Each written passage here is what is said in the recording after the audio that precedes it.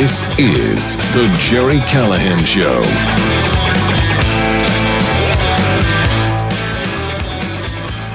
Over the last few years, 10, 12, 15 years, we've seen too many mass shootings, too many school shootings, too many incidents like we saw in Rhode Island at Brown University on Saturday afternoon. But one thing I don't think we've seen, at least I've never seen, I don't remember one, we've never seen the shooter get away. We've never seen the shooter escape. Usually they're gunned down by the police who show up, or they kill themselves, or they escape for a matter of minutes.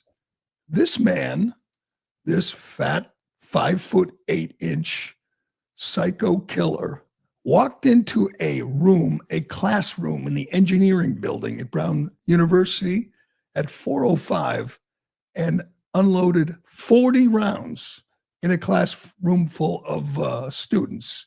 He killed 2 and wounded 9 others. I believe 9 are still in critical but stable condition. 2, sadly, unfortunately, Ella Cook, sophomore, and Muhammad Aziz Amurakov, a freshman, lost their lives. Then the man walked out of the classroom and walked away, waddled away. When we heard the story break, we said, well, they'll find him in a matter of minutes. There are cameras everywhere. It's a small city. There are people everywhere, ring cameras everywhere. The school didn't set off an alert for 3 hours for some reason. I'm not sure how long it took for the police to show up at the scene, but there are campus police. There are Providence police. It's a very well-populated area. This is something that I've never seen before. This is something I've never heard before. A mass shooter who clearly didn't have a great plan, just walk in the building and start shooting and then walk out, got away. It has now been 66 and a half hours, and we still know nothing about him. They still will tell us nothing about him, and he's still on the loose. In fact, the FBI said yesterday he's still out there and he's armed. He could be armed and dangerous. In the same press conference, the police chief, Oscar Perez, said there's nothing to worry about. Can it be both? Can there be a psycho killer, a mass shooter on the loose in this small city, and there is nothing for residents to worry about? That's just one example of what a mess this investigation is, what a mess they have in Providence, Rhode Island. If you haven't been watching the press conferences, they are a train wreck. They instill no confidence in the people of Providence, the students at Brown, or anybody. The guy could be anywhere. He could have easily gotten on a train, gotten in a car, and escaped Providence. He could be anywhere. He could be in Florida, California. He could be gone in the wind. And we're supposed to sit here and watch these fools, this mayor, this governor, this police chief, tell us daily what a great job they're doing. I got a new rule. Until you catch the killer, until you solve the crime, you cannot pat yourself on the back. It's what they do every day. I've been watching it. I can't stop watching it. They take to the mic, they look into the cameras, and they say, I just want to commend our partners in law enforcement. And they run down all the agencies, all the various communities, Coventry and this Barrington. And we're all doing a great job. We're all working together wonderfully. There's unbelievable cooperation. Things are going great. Meanwhile, 2 dead kids, 2 dead teenagers, 9 others struggling for their lives in the hospital, and a killer on the loose. What are you commending yourself for? What are you bragging about? It's just so maddening. These fools don't know what they're doing. I guess we should be happy because, they're working so hard. The mayor actually said, everyone you see up here on stage is really tired. They've been working so hard. Oh, that's too bad, Mr. Mayor. Brett Smiley, this nerd who's best known as a guy with a husband who always marches in the Pride Parade. Well, that's wonderful. I'm sure it makes Ella Cook's family feel great that you have a woke mayor. You have a diverse police force. You have people up there on stage telling you how tired they are. You really thought that was important? That we wanted to know how hard you've been working? How hard you've been working? You took into custody the wrong guy, and then you had to start the investigation all over again. You put out a call. This was incredible. They still want to know who else was in the classroom. I heard this. I said, wait, hold on. We're almost 3 days after the murders, and you're not sure who was in the classroom? I mean, I know all those kids who are in the hospital right now, they were there. Others were there. You don't know who was in the classroom? You don't have a record? You don't have their names? You haven't talked to every single one of them at length already? It is just one mind-boggling misstep after another. And they're not telling us everything they know. They're not telling us everything we need to know for people out there who might suspect somebody. We got to see the guy, sort of, kind of, dressed in black, mask on. He's chubby. They told us he's 5'8" and stocky. He didn't even have a plan. He just shot up a classroom and walked away, probably amazed that he got away. Maybe he was planning to kill himself. Maybe he was planning to fire at the cops when they showed up, but they didn't show up. There are police stations there are campus police stations, Providence police station within walking distance. And this guy walked away. And every time these clowns go before the cameras, they make it worse. They give you less confidence that they are up for the job. We know the killer shouted something when he went into the classroom and started killing people. We know that. They've admitted that. All right, what was he shouting? They won't tell us. Gee, I wonder why. They won't tell us. Do you think if someone has a suspicion that they might know who this is, that they might have an idea, you think it might help to know what he was shouting? Was he shouting, this is MAGA country? What was he shouting? Allahu Akbar? What was he shouting? If we knew that, wouldn't it narrow it down a little bit? Wouldn't we have a motive? I've watched a lot of CSI, Law and Order. Motive matters. Motive's important. Wouldn't what he shouted when he was killing kids kind of matter here? They won't tell us. This is amazing. This is this DEI police chief, Oscar Perez, the guy who spends, part of his press conferences speaking in Spanish, because that's really important. It's so important to have a police chief who could show off that he's bilingual. That really helps keep the public informed, considering most of the public doesn't speak Spanish. Oh, and we get the deaf, the sign language guy too, flapping away. That's really important. We get to see behind the chief how diverse he. Well, we got a gay mayor, and we got a Hispanic this and a black that. That's the state of blue cities right now. The most important thing is diversity, not solving crime, not catching killers. Let's show everyone how wonderfully diverse we are and how we're all getting along and how everyone's cooperating with everyone.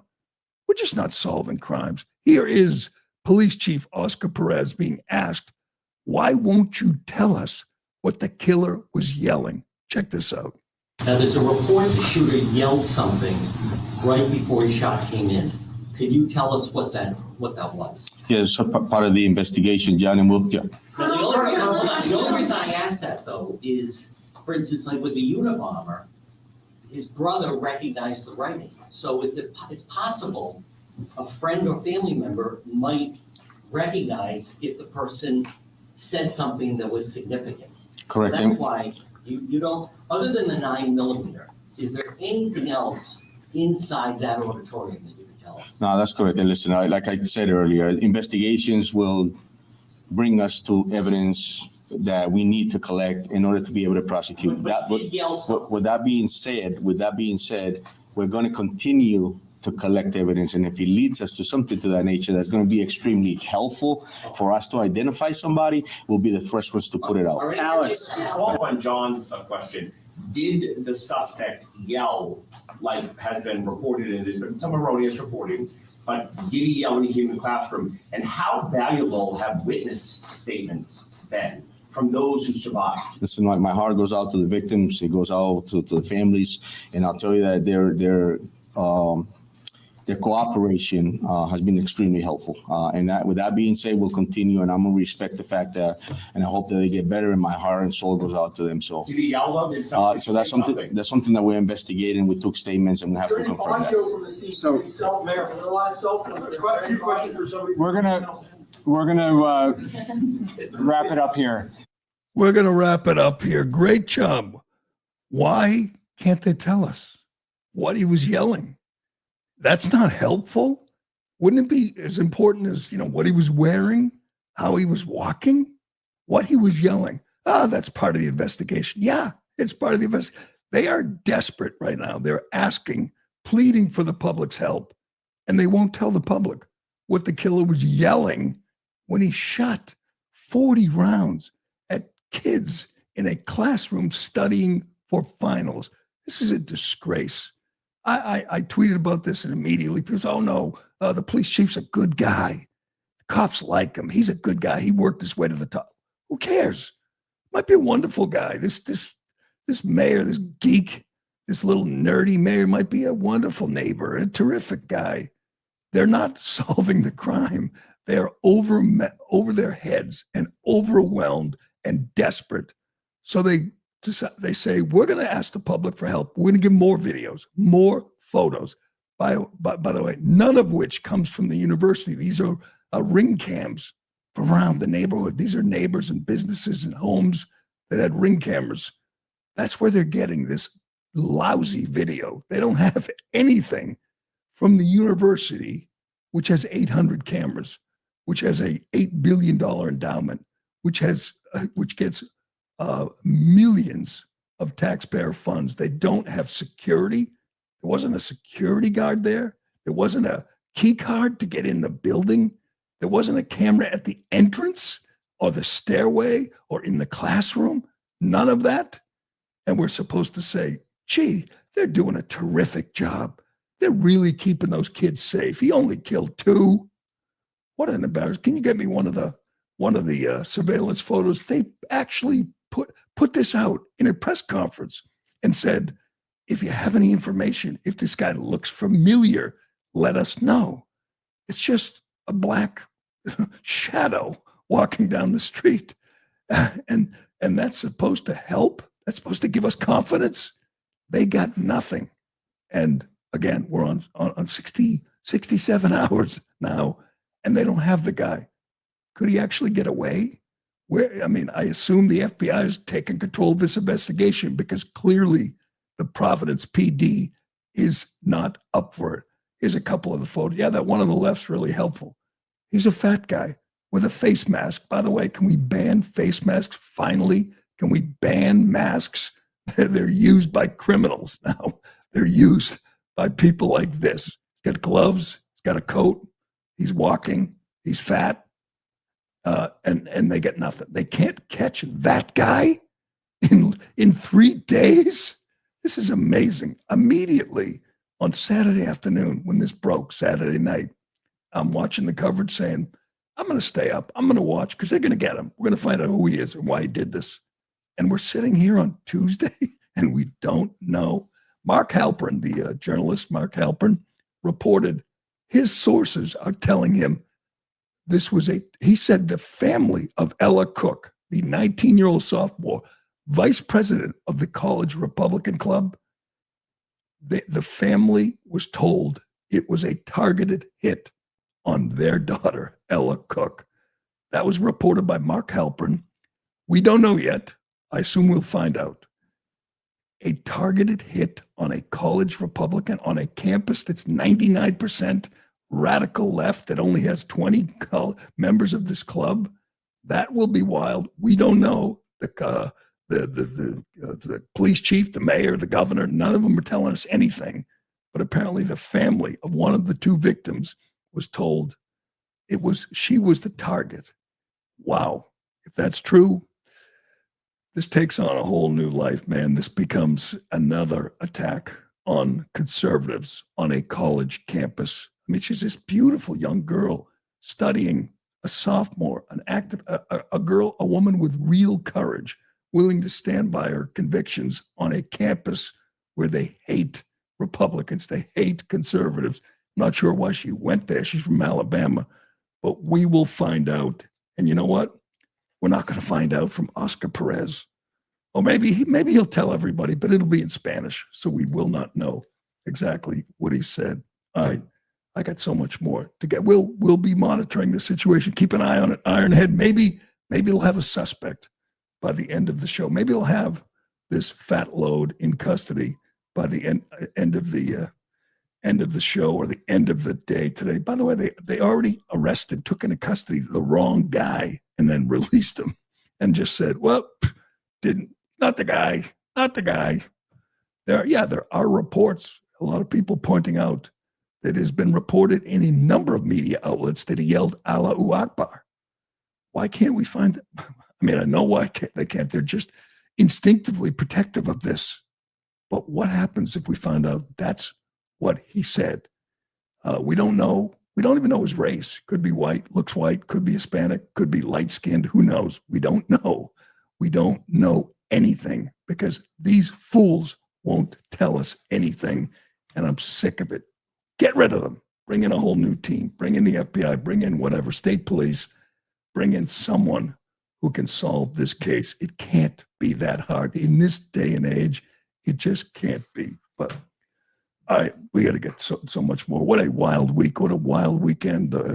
As the great James Wood said, it feels like the world has fallen off its axis. Things are just going nuts. I want to get to the Rob Reiner story, the Trump reaction to the story.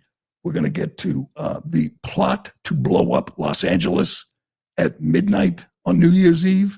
As I predicted yesterday, we're going to see another attack, maybe more than one attack, before the end of this year. Christmas, New Year's. Be vigilant. Keep your head on a swivel because it is going to get worse. What we saw in Australia is going to happen again and again.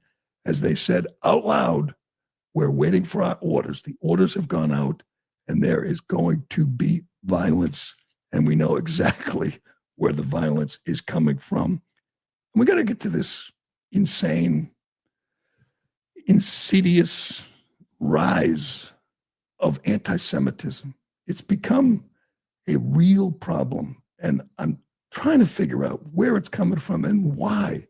Why have we got to this point where people are just casually blaming the Jews?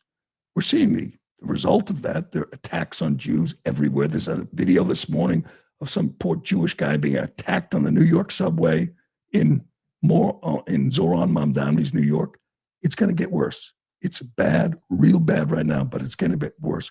We will get to that and more, but first. Excuse me. You know, Christmas used to mean something simple. Family gathered around a table, real conversation, hard work, rewarded with a little time to breathe.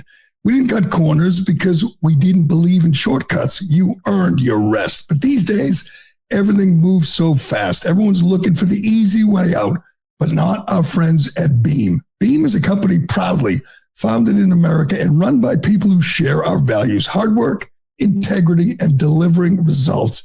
And we all know that can be especially hard during Christmas. That's why I want to tell you about Beam's Dream Powder.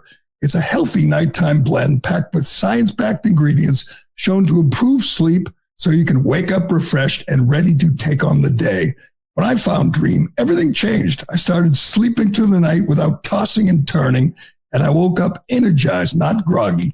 It's been a game changer for me. Dream is made with powerful blend of all natural ingredients: reishi, magnesium, L-theanine, and melatonin. Dream tastes incredible. I like the brownie batter. That's my favorite.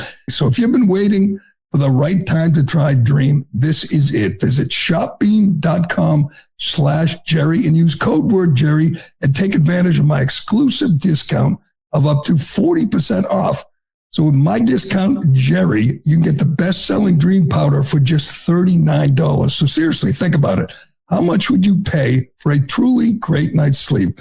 With my discount, it's just $1.25 per night. So go to shopbean.com/Gerry today. I've been a lot of disturbing stories, a lot of violence, man, the last few days. And I don't think any story is more disturbing than the Rob Reiner, the death, the murder of Rob Reiner's son, Nick, 32 years old, with a history of addiction and mental problems, is being arraigned, I believe, as we speak. He allegedly stabbed dad to death. There is Nick Reiner on the screen. Man, talk about crazy eyes. Let me just say, this thing exploded yesterday. We talked about it yesterday after Trump posted a kind of unnecessary post on Truth Social. Got a lot of debate on this one. Lots of MAGA people are defending Trump. I criticized him. I said it just wasn't necessary. We'll go through the whole thing. But I was talking about this with a friend recently. You do it all the time. You know, what would be the worst way to die? We were talking about drowning. Could be a worse way to die than drowning. And you often wonder, how would you want to go? How would you not want to go? Obviously, you know, ALS or cancer is brutal. There's a lot of bad ways. There's no good way to go. Let's be honest. Is there a worse way to go than to be butchered, stabbed to death by your own child? We don't know how long it took Rob Reiner and his wife to die, but this is the worst nightmare. Someone that he loved, someone that he cared for, someone who struggled for years, his whole life. This must have been a nightmare for the Reiner family. I'm sorry. At that point, it's not time to point out that you didn't like him or that he was deranged by, Trump derangement syndrome. Yes, he was. He hated Trump. Trump hated him. Why couldn't Trump just wait a day? Why couldn't he just let it sit there for a day or two? I thought it was inappropriate, just bad timing.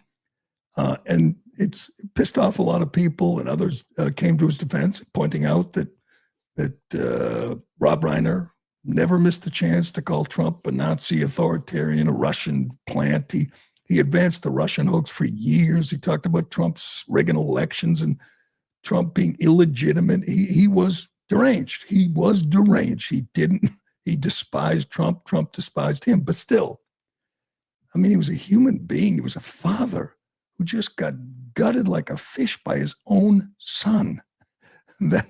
That is brutal. And lots of people liked him, respected him. That's fine. He was a great director. Yeah, I think he was a great actor. I thought his character in All in the Family was iconic. I mean, I can separate the two, Nobody deserves to die like this. Trump points out that he, didn't like him. He think it was bad for the country. Yeah, maybe true. Yesterday, Trump talked about it, and I said, that's okay, because he was asked about it. He volunteered the post. He did that himself. We can all agree. There was nobody involved. He posted, he hit send, and people went nuts. And here's my big problem when Trump does this. It becomes the story. When Trump, calls, Tim Walz a retard or calls Ilhan Omar garbage, is it true? Yes, of course it's true. We agree. But it becomes the story. And then instead of talking about, Somali welfare fraud or Medicaid fraud, they talk about Trump and what Trump said. And they ask, what did you hear what he said? What do you think about what he said? What Trump said, what Trump says often gets in the way with what Trump does. That's my problem, because what Trump does is usually really good. We support it. what Trump says is often unhinged, and it just takes away, distracts from what he does. Here he is yesterday, asked about this. He doesn't back down. And again, he's the most transparent, the most authentic, genuine president we've ever seen. There is no filter. There's no concern about, how's this going to look or what are people going to say? He just says what he thinks, and that's a good thing. That's a refreshing thing. That is much needed. We like that. And he knows it. He knows his supporters, for the most part, will defend him because this is who he is. He speaks his mind. He doesn't hold back. That's a wonderful thing. I just question the timing. Just let the body go cold before you jump on him and tell us what you really think. What happened to Rob Reiner and his wife is horrific. It is, again, the worst way to go, the worst nightmare of every parent. Check this out before we get to Trump. Nick Reiner was only 32. He was a drug addict. He was often homeless. He was an extremely troubled young man. He first went into rehab for drugs, cocaine, heroin, pills, drugs, at the age of 15. By the time he was 22, he'd been in rehab 17 times. That's 17 times in 7 years. That is just insane.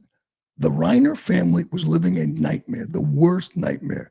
He made his parents' life a living hell. There's no question about that. And by all accounts, Rob Reiner never gave up. Hell, he was living with them when he killed them. They took him to a party, Christmas party at Conan O'Brien's house, where he made a scene the night before he murdered his parents. This is, I don't care that you hate Rob Reiner. This is a nightmare for any parent. And some people online were saying, wow, what a bad parent he must have been. What? I think he was probably a really good parent, a really loving parent. I don't think he's I don't agree with him politically on anything, but he tried. Can we agree with that? He tried for this kid's entire life. He tried to save him. He tried to help him. He was there for him. Hell, they made a movie together. And if you've seen interviews with Nick Reiner, he was a co-writer on the script. I don't think he did a damn thing. I think his father did this as a way to bond with him. He tried. He failed. He failed in the worst way possible. I think we can agree with that. Here's Trump. He doesn't, he doesn't care that how he went, how he died, how he lived. He just doesn't like him. And he's honest about it. And he answers the question. This I don't have a problem with. He's asked, he tells the truth. He didn't volunteer this. He was asked. Here's what he said.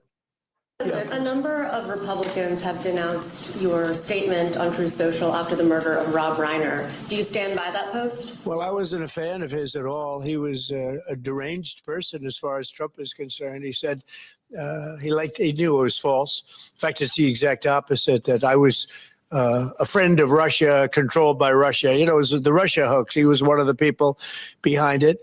I think he hurt himself in career-wise. He became like a deranged person, Trump derangement syndrome. So I was not a fan of Rob Reiner at all in any way, shape, or form. I thought he was very bad for our country. Here's what Trump could have said on top of that. That's fine. He could have said, I got shot. I got shot because of things people said about me. They called me a Nazi, a fascist, a Russian plant, and I got shot. I don't appreciate the rhetoric from people like Rob Reiner. That is true. That is accurate. And a lot of people on the right pointed that out. Rob Reiner was a deranged Trump hater. He was also really articulate and willing to go anywhere, make speeches. Here he is and lying about Trump. And I understand. Trump takes it personally. And that's why he's not going to have fake tears for Rob Reiner. But here's Reiner on Trump. Have a racist in the White House. We have a sexist in the White House, and he is tearing away at the fabric of our democracy. The single most unqualified human being to ever assume the presidency of the United States. He's mentally unfit. People always say, you know, you could redo All in the Family. I said, what do you mean? We're living it. We've got Archie in the White House. He always, when he quotes something that isn't him, and they're talking about Donald Trump, he goes, well, Donald Trump, every character is exactly the same. Well, Donald Trump, every time. And he always does that walk where he does like this, you know? Always.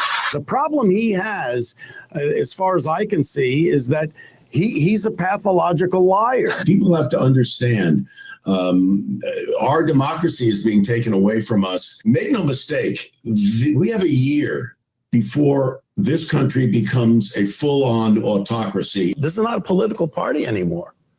I don't know what this is. I believe there's a Christian nationalist movement that's very frightening. Do we want to continue democracy, or do we want to slip into fascism?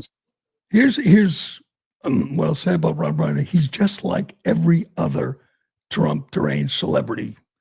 He doesn't specify anything. He doesn't tell you one thing Trump actually did that made the country worse, that's leading us to authoritarianism, which, by the way, he said for 10 years, he said, we have 1 year before we become a full-blown fascist country. He doesn't give you he doesn't tell you what Trump did. He tells you what Trump says, tells you how Trump makes him feel icky. He feels, he walks funny. He says crazy things. Okay, what did he do? I have an idea. It's too late now. But what if a month ago, Trump said, you know, let's talk. I got a plan, Rob. Tell me what you think. We're going to blow up drug boats. We are going to stop drugs from coming into the country. We're going to stop fentanyl and cocaine from being sent into our country. We're going to protect kids who might end up dead from fentanyl. We're going to protect kids like, your son, who went to rehab 17 times, who clearly struggled with drugs his entire life. We're going to stop the drugs from coming in LA, where your son got them, ended up homeless on the street. What would Rob Reiner have said about that plan, that idea? Do you think he might have been, doesn't sound so bad to me. We've tried everything else. Could they have agreed on that? Could Rob Reiner, would anyone ask Rob Reiner last week, 2 weeks ago, a month ago, what do you think about Trump's effort to stop the flow of drugs into your community, drugs that are killing people like your son? Would Rob Reiner have said, no, it's fascism. No, he's unhinged. He's an authoritarian. Maybe that maybe they would have found some common ground on that. But you know what? Rob Reiner was so deranged, he couldn't have agreed. He would have said, no, Trump's evil. Can't do it. Really? What did Joe Biden do to stop drugs? The drugs that your son acquired. What did the Biden administration, the DOJ, do to stop fentanyl, to stop cocaine? Anything? You loved him. You campaigned for him. He didn't care about your son. What Trump's doing now to the drug boats, he's doing it for Nick Reiner. He's doing it for kids like that who've struggled their whole lives. 15 years old, he was in drug rehab. What if we stopped the drugs? What if he couldn't get drugs? Would he have lived normal life? I don't know. Maybe. We're never going to know. Or Nick Reiner's going to spend the rest of his life in prison for killing mom and dad. But it was James Woods last night. This was amazing. James Woods is just so good. He's so smart. He's a guy that's just the opposite. He doesn't let, Trump's style, things Trump says or posts, he doesn't let them affect. He looks at what Trump does for the country. He's too smart. He's smarter than these Trump hating lunatics. And he was a good friend of Reiner's, disagreed with him on everything, but he didn't hate him. I don't know why more people can't be like this. I can be like this. I have debates with friends, family members all the time who don't like Trump. I can handle it. We can handle it. We can handle it. They can't. That's the problem. They're emotional. To them, it's visceral. They just see Trump and they react. They don't want to discuss the issues, the policies, the efforts to do things like stop drugs and end wars, and close the border. They don't want to talk about that. Trump makes them feel icky. Trump gives me a tummy ache. Here's Woods last night with Jesse Waters talking about his relationship with Rob Reiner. Would have seen, it's impossible to talk about him in the past tense, but I'd be at a party at my friend's house, and people who didn't know that Rob and I knew each other, they'd see us laughing and, kidding each other, and they'd go, "How is it that you and Rob Reiner are friends?" And I said, "Well, what do you mean?" They said, "Well, you're so different in your politics and so on." I said, "Look, let me explain something about Rob Reiner so that you know. First of all, I judge people by how they treat me, and Rob Reiner was a godsend in my life. We got along great.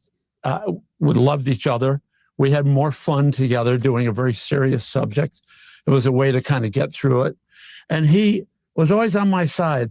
But when people would say to me, "Well, what do you think of his politics?" I would say, "I think Rob Reiner is a great patriot." Do I agree with some of or many of his ideas on how that patriotism should be enacted to celebrate the America that we both love? No. But he doesn't agree with me either, but he also respects my patriotism. We had a different path to the same destination, which was a country we both loved. And when people would say terrible things to me on social media about him, I said, "You got it all wrong. And yes, I can see how you can disagree with him, but because you disagree with people doesn't mean that you have to hate people." And what Rob and I could do, Rob and I could sit in a room. I could sit in a room with Sean Penn, by the way. I could sit in a room with a lot of my liberal friends and say, "Look, I think you're wrong about this, this, and this." And they could say the same to me, and we would find a way to work it out. And that was one of the great things about him. He was a real thinker when you had a chance to talk to him. And a lot of people just don't think anymore. And look, I knew and by the way, we're talking about a tragedy here about Rob and Michelle, Right. two extraordinary, lovely people. And you can't forget how important it is, because that marriage, Michelle did in Rob's life what Rob did in my life at a time when I needed him. And all I've ever said about Rob Reiner is he's somebody I love, respect, and cherish. And when my friend Carol called me and said, "Listen, I want you to hear about this before it's on the news. Rob and Michelle were murdered." And I literally said, "Rob and Michelle who?" She goes, "Reiner." And I said, I literally, when you can't breathe, I literally said, and I said, "Was it a home invasion?" And she said, "We don't know, but it may have been Nick." Oh. And I'm telling you, I just felt the floor. I just felt my heart drop. And I just thought, what Tracy's going to go through, what Jay, Did you have any idea? We need more James Woodses. And he's right about one thing, right? When he says, "I'd say this, this, this, and this, and why."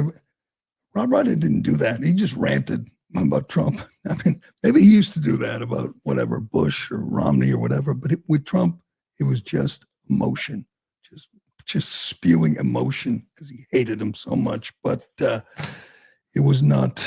That's not how you want to go. I don't care who you are, and we will see Nick Reiner in court any minute now, and we will see Nick Reiner go away. Just a sad story, but anyways, tragedy.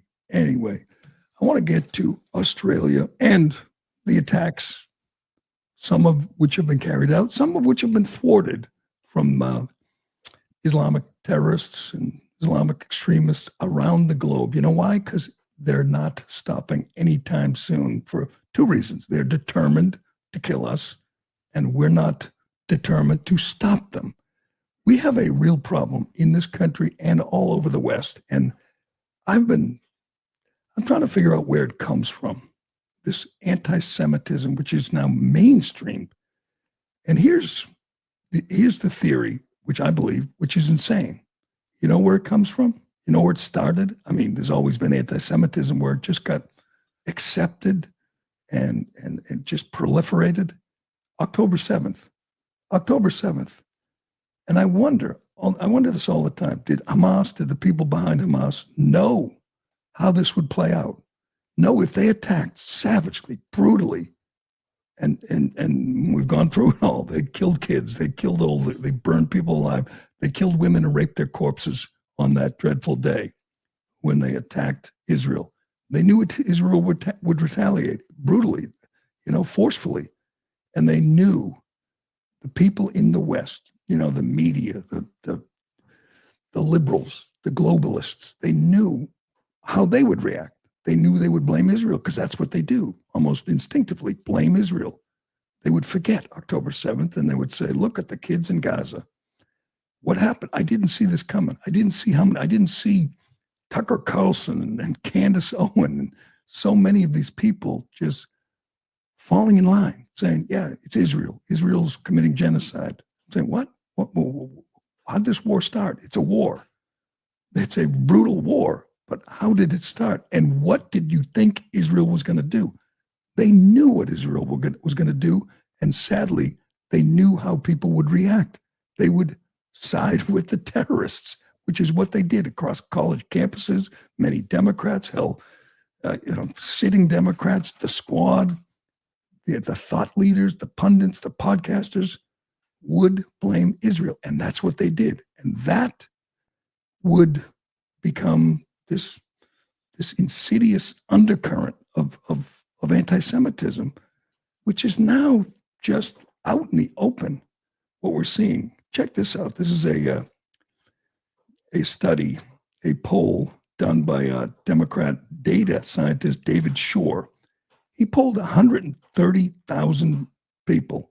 He did it for the Kamala Harris campaign.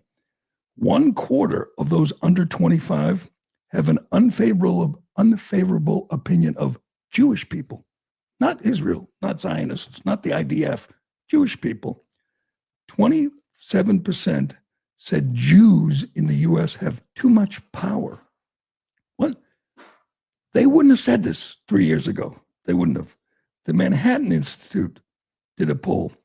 1/4 of Americans under the age of 50 said they hold anti-Semitic views. They admitted 1/4, 1 in 4 people under 50 said they have anti-Semitic views. That is 6 times higher than people over 50. They've gotten to the youth. They've got not just the youth, young adults, 30, 40-year-olds. After what happened in Gaza, after what's going on in Israel, in Gaza, have decided Jews are the bad guys. And that plays into the hands of the Muslim fanatics. So what you get is people blaming a ethnicity, a race, a group of people for this war, 5,000 miles away, as I've said many times. How is it the fault of some college kid on a campus in Connecticut or New York or California? How is it their fault that there's a war that they don't like, that you don't like? But that's where the point we've reached, where it's the fault of these people who belong to the same ethnicity because of what Israel did in Gaza. And that is perfect if you're a Muslim fanatic and you want to kill Jews, because you don't care whether they support the war. You don't care if they're Zionists or if they're Israelis. They're Jewish. It's their fault. And it's become oddly, insanely accepted in this country that it's their fault. And Jews can't celebrate Hanukkah. They can't wear a Star of David. They can't go out in certain neighborhoods at this point in the West. That is madness. How did we get here? I think I know. College professors, high school teachers, these crazy liberals who've fallen for this. They've fallen for this idea that it's not the fault of Israel. It's not the fault of the IDF. It's the fault of every Jewish person. Give me that, Chado. This is typical, because this clip is perfect, because these are famous, rich Americans, and they're really stupid. And the anti-Semites out there love nothing more than really stupid people. They tell them, yeah, it's the Jews. And they go, yeah, that sounds cool. Let's blame the Jews. Here's Shannon Sharp and Chad Ochocinco, just casually, no fear, no trepidation, talking about the problem with Jews in this country. And you know what? They did this like days ago. It's got no coverage, no big deal. Just imagine if they said this about some other group, some other religion or ethnicity. Just imagine if they did that. You think they would have taken some heat? You think they would have lost their podcast or their jobs or whatever? I mean, Shannon Sharp already lost his job because he couldn't keep his hands off the OnlyFans model. But listen to them talk about, just comfortably chat about the Jewish problem. Go ahead. No, it's not. There's another country that has a white and blue flag with a star on it. No, it's not. It's not even close. Oh, they own every damn thing. Exactly. Yeah. Well, okay. Why don't he say something about derogatory about that? Why he don't rap that? Oh, he want to create content. You told me you're a content creator. Hey, create some content.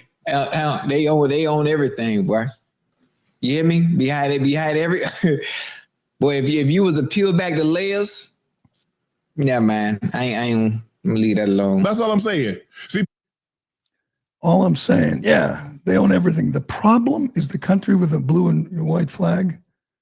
What country is that? Somalia?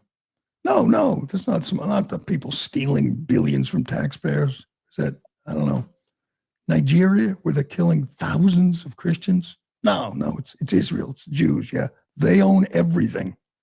And I saw very little blowback on this. Just comfortably, casually, let's just blame the Jews. And you know what else we'll do? We'll import thousands, hundreds of thousands of people who despise Jews. What could go wrong? Here's back to Australia, because they're going to be a test case for everybody, because they just saw this horrific terror attack on the beach, on Bondi Beach.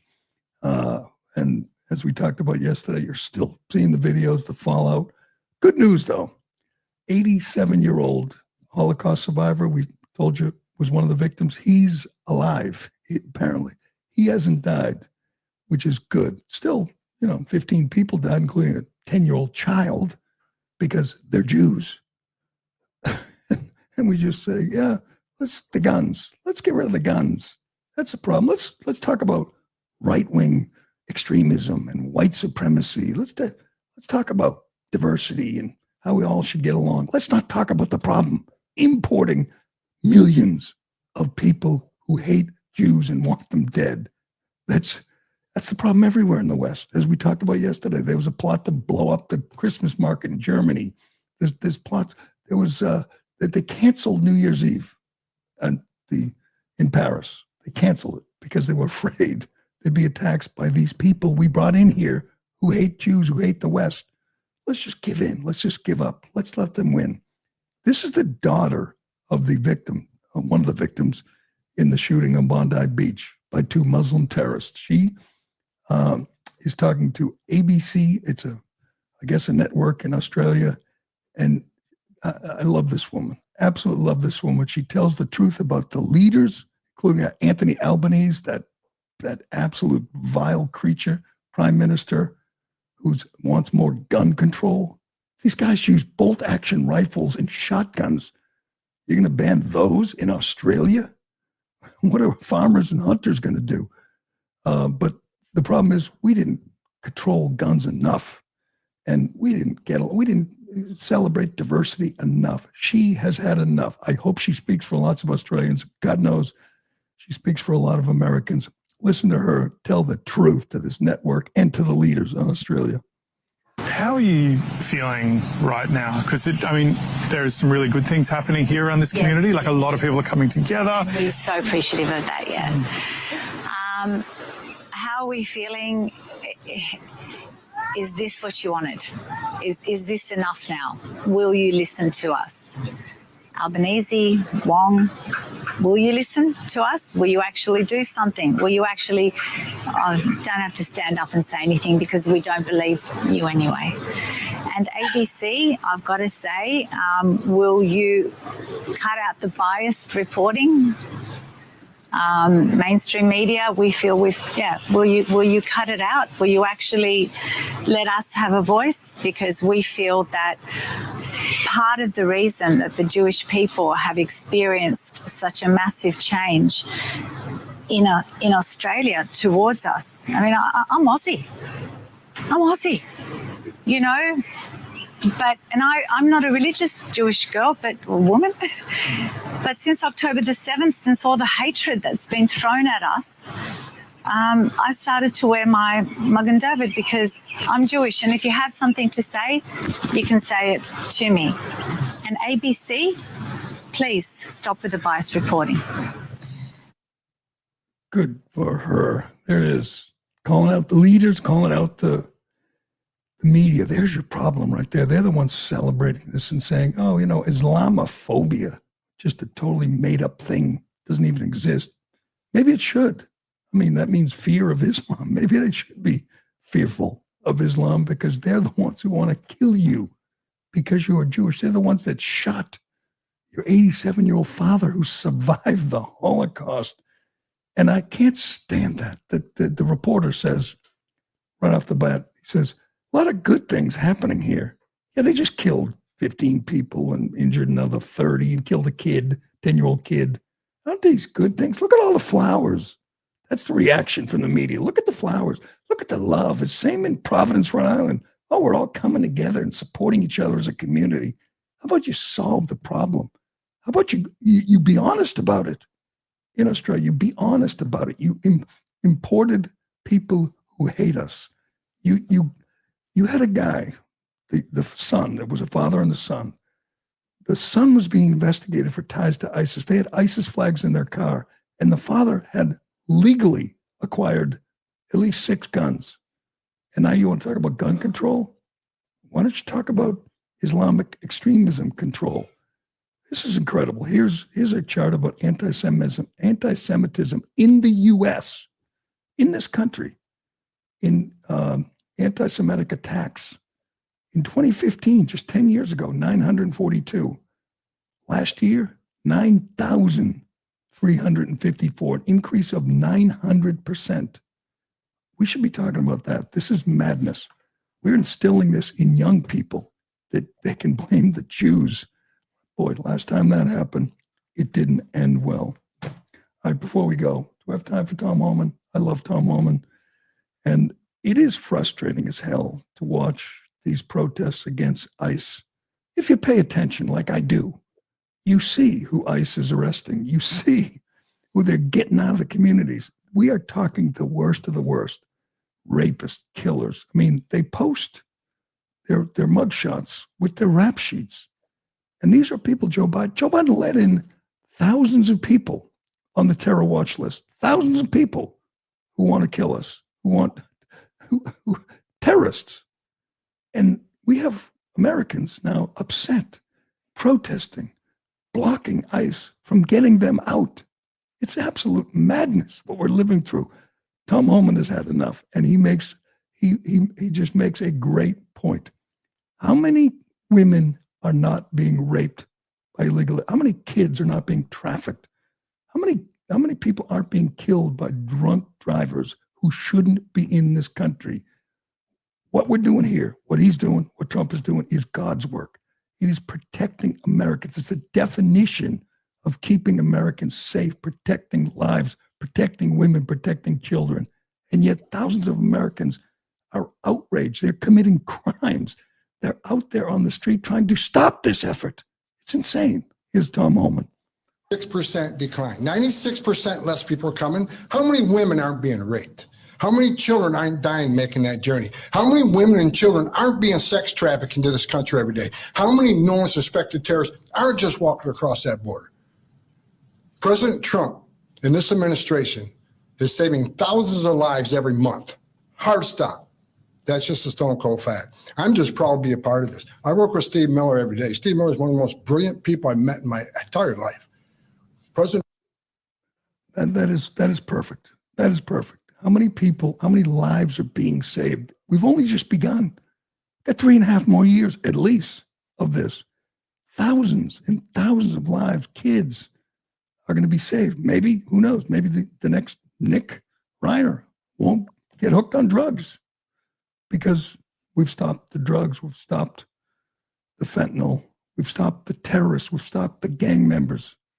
At the same time, Democrats are doing everything in their power to keep Gilma Abrego Garcia in the country. 8 MS-13 human trafficker, wife beater. That's their goal. That's where they're spending their energy, saving him, while Holman and Trump and Miller are getting people like him out. And millions of Americans are pissed. It's just insane. Insane on a really insane day and a really insane week. But we will leave it there. We'll check out this hearing for Nick Reiner. Maybe we'll have more on that tomorrow. And maybe, just maybe, the Providence police will capture the stocky 5'8" mass shooter who's walking among us still. Maybe they'll tell us. Maybe police chief will even tell us in English. That would be nice, but we will see. We'll leave it there for today. Thanks for watching. Thanks for listening. I'm Gerry Callahan. This is The Callahan Show, and we will do it again tomorrow. And of course, I'm going to say a few words about the terrible shooting in Sydney, Australia. Okay? So, and first, of course, as I always say, no matter what, go Bills. They beat the Patriots today. It's a big deal.